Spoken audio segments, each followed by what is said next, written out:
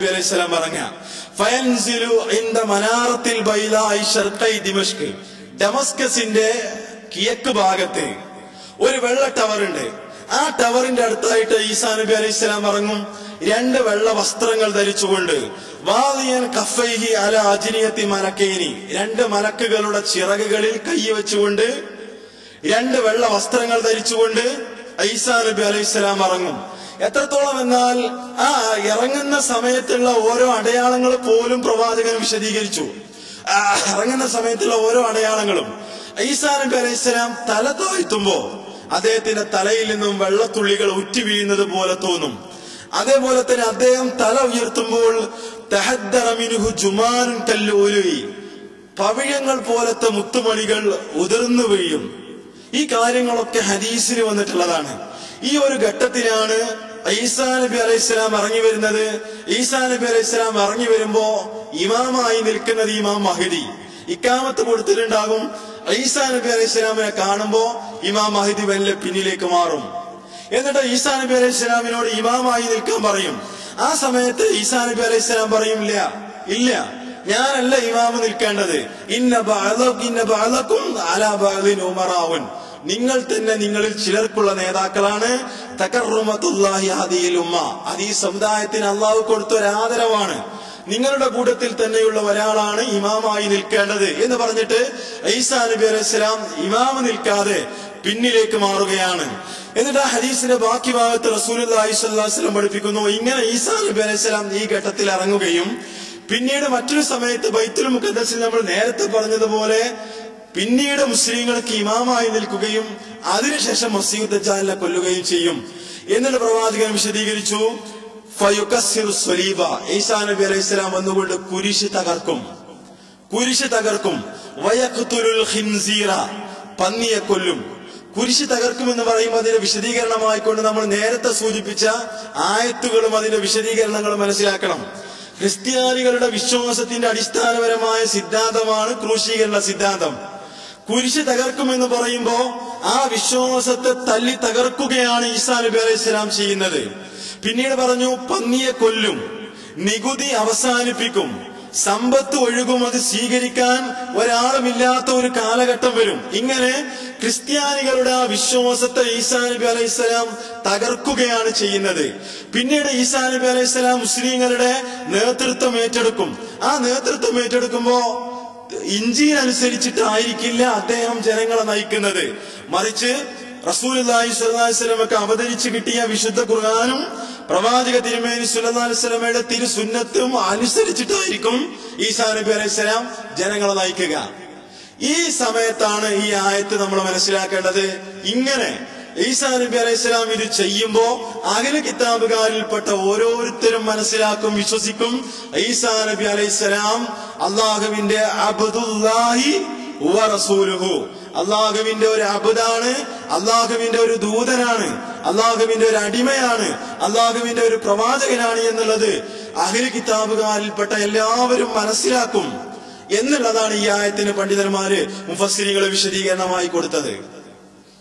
ഇതാണ് ഈ ആയത്തിന്റെ തഫ്സീർ. അപ്പൊ ഈസാ നബി അലൈഹിസ്സലാം ഇറങ്ങി വന്നിട്ടാണ് കുരിശ് തകർക്കുന്നത്. ആ കുരിശ് തകർക്കുന്നതും ഖുർആനിന്റെയും സുന്നത്തിന്റെയും അടിസ്ഥാനത്തിൽ ആ ശരീഅത്ത് അനുസരിച്ചുകൊണ്ട് ജനങ്ങളെ നയിക്കുകയും ചെയ്യുന്നത് കാണുമ്പോ ഓരോ വേദക്കാരിൽപ്പെട്ട ആളും വിശ്വസിക്കും. എന്ത് വിശ്വസിക്കും? ഈസാ നബി അലൈഹിസ്സലാം ദൈവമല്ല, ദൈവപുത്രനല്ല, അദ്ദേഹം കുരിശിൽ മരിച്ചിട്ടില്ല, അദ്ദേഹം അല്ലാഹുവിന്റെ ഒരു അടിമ മാത്രമാണ്, ഒരു പ്രവാചകൻ മാത്രമാണ്, ഒരു കലിമത്ത് മാത്രമാണ്. ഇങ്ങനെ വിശ്വസിക്കും. ഇതാണ് ഈ ആയത്തിന്റെ അർത്ഥം. ഇതാണ് ഈസാ നബി അലൈഹിസ്സലാം വീണ്ടും വരും എന്നുള്ളതിന് മുഫസ്സിരീങ്ങളും പണ്ഡിതന്മാരും തെളിവായി ഉദ്ധരിച്ചിട്ടില്ല ഒരു കാര്യം. ഇത് സൂറത്ത് നിസായിലെ 157-ാമത്തെ ആയത്ത് മുതൽ 159-ാമത്തെ ആയത്ത് വരെ ഈ സംഗതി കാണാം. ഇതേപോലെ തന്നെ ഞാൻ നേരത്തെ ഉദ്ധരിച്ചിട്ടുള്ള ഹദീസുകളിലും ഈ സംഗതി തന്നെയാണ്. ഈസാ നബി അലൈഹിസ്സലാം ഇറങ്ങും. എവിടെ ഇറങ്ങും എന്നുള്ളത് പറഞ്ഞു. ഈസാ നബി അലൈഹിസ്സലാം ഇറങ്ങുമ്പോ അദ്ദേഹത്തിൽ കാണപ്പെടുന്ന ലക്ഷണങ്ങളെ കുറിച്ച് പറഞ്ഞു. മാത്രമല്ല പ്രവാചക തിരുമേനി സ്വല്ലല്ലാഹു അലൈഹി വസല്ലം അദ്ദേഹത്തിന്റെ അടയാളങ്ങൾ പോലും പറഞ്ഞു. ഒത്ത ഉയരമുള്ള ഒരാളാണ് ഈസാ നബി അലൈഹിസ്സലാം. നിങ്ങളിലേക്ക് വരുമ്പോ പ്രവാചകൻ പറഞ്ഞു, ഫഅരിഫൂ, നിങ്ങൾക്ക് അദ്ദേഹത്തെ തിരിച്ചറിയാം, നിങ്ങൾക്ക് അദ്ദേഹത്തെ അറിയാം, നിങ്ങൾക്ക് അദ്ദേഹത്തെ മനസ്സിലാക്കാൻ പറ്റും. കാരണം ഒത്ത ഉയരമുള്ള റജുലുൻ മർബൂൻ, നല്ല ഉയരല്ല, നല്ല ഉയരമുള്ള ആളല്ല, എന്നാൽ പറ്റ ഉയരം കുറഞ്ഞ ആളുമല്ല, ഒത്ത ഉയരമുള്ള ഒരാളാണ് ആര്? ഈസാ നബി അലൈഹിസ്സലാം. എന്നിട്ട് പ്രവാചകൻ പറഞ്ഞു, ഇലൽ ഹുംറതി വൽ ബയാദി, ഒരു വെളുപ്പും ചുവപ്പും കലർന്ന വർണ്ണമായിരിക്കും ഈസാ നബി അലൈഹിസ്സലാമിന് ഉണ്ടായിരിക്കുക. ചുവപ്പ് കളറും അതേപോലെ തന്നെ വെളുത്ത കളറും കൂടിക്കലർന്ന ഒരു കളറായിരിക്കും. അദ്ദേഹത്തിന് 2 വസ്ത്രങ്ങൾ ഉണ്ടായിരിക്കും. ഈ കാര്യങ്ങളൊക്കെ പ്രവാചകൻ പറഞ്ഞു. എന്നിട്ട് ജനങ്ങളെ ഇസ്ലാമിലേക്ക് ക്ഷണിക്കും.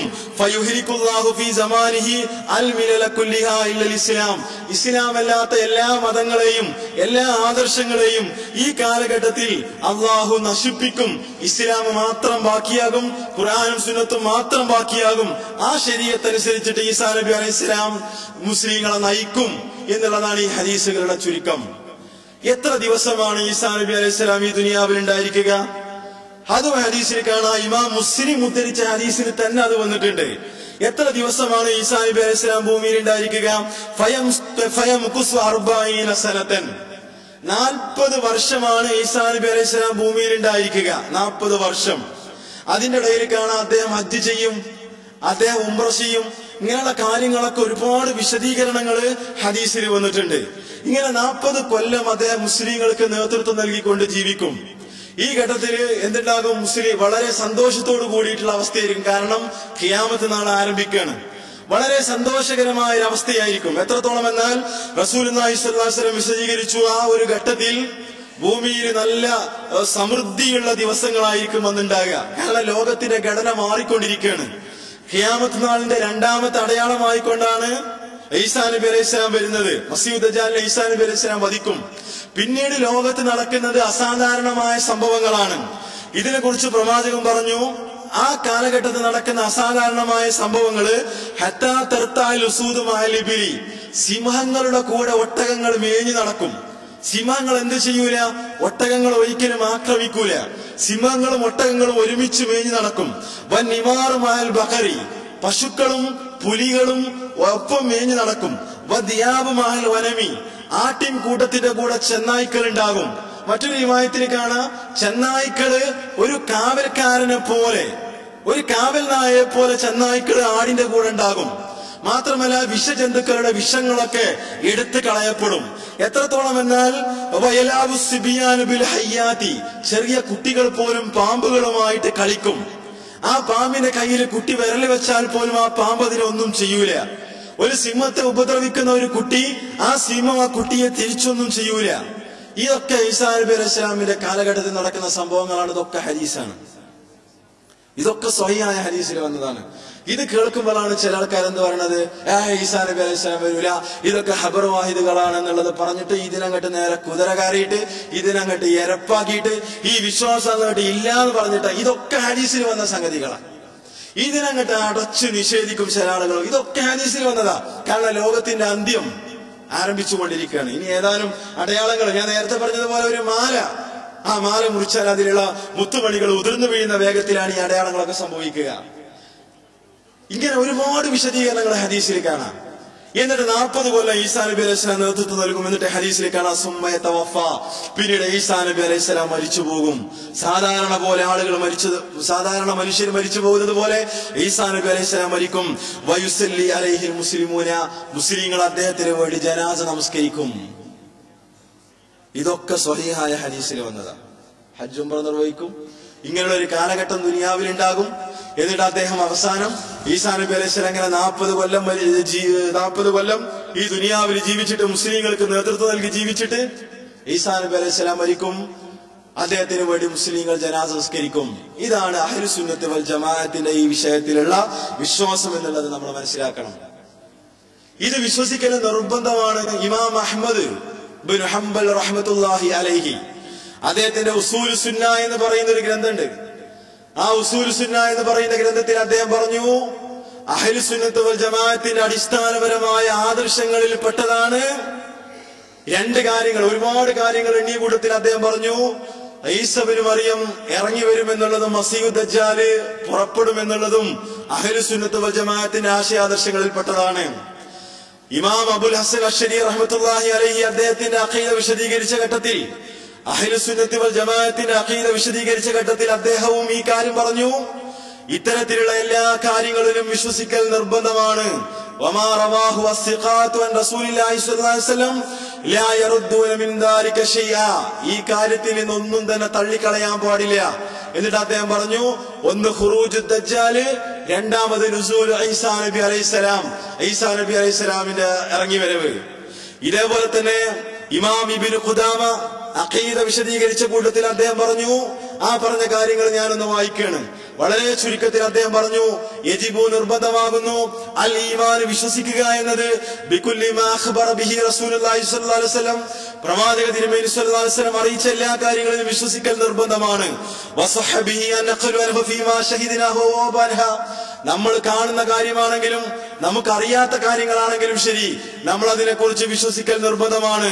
നാലമു, നമ്മൾ അറിയണം, അന്നഹു ഹഖുൻ, അത് സത്യമാണ്, വസിദ്ഖുൻ, അത് യാഥാർത്ഥ്യമാണ്, ആ കാര്യങ്ങളെല്ലാം സത്യസന്ധമാണ് എന്നുള്ളത് നമ്മൾ വിശ്വസിക്കണം.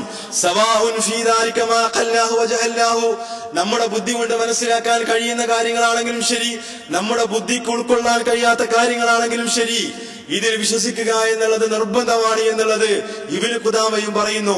ഇതേപോലെ തന്നെ ഇമാം ത്വഹാവി, ഇതേപോലെ തന്നെ ശൈഖുൽ ഇസ്ലാം ഇബ്നു തൈമിയ, ഇങ്ങനെ അഹ്ലുസ് സുന്നത്തി വൽ ജമാഅത്തിന്റെ അഖീദ വിശദീകരിക്കുന്ന ഏതെല്ലാം ഗ്രന്ഥങ്ങളുണ്ടോ ആ ഗ്രന്ഥങ്ങളിലൊക്കെ തന്നെ ഖുറൂജ് ദജ്ജാലും നുസൂൽ ഈസ ഇബ്നു മറിയമും അത് വിശ്വസിക്കൽ അഹ്ലുസ് സുന്നത്തി വൽ ജമാഅത്തിന്റെ അഖീദയിൽ പെട്ടതാണ് എന്നുള്ളതാണ് ഈ എല്ലാ പണ്ഡിതന്മാരും പറഞ്ഞിട്ടുള്ളത് എന്ന് നമ്മൾ മനസ്സിലാക്കണം.